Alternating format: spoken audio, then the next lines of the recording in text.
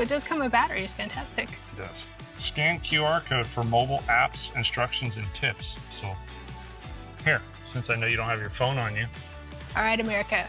What should our passcode on our door be? 1, 2, 3, 4. Let us know down below in the comments. All right, let's scan that. The police are coming. They probably can't hear that, No. Well, if you can, the police are coming. but not here. It's the popo.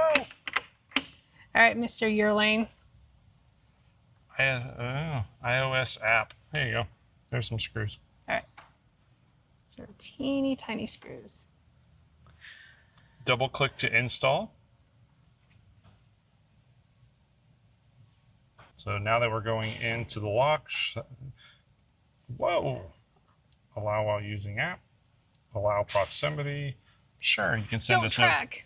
and you can send us notifications. Everything tracks you if you haven't figured that out yet.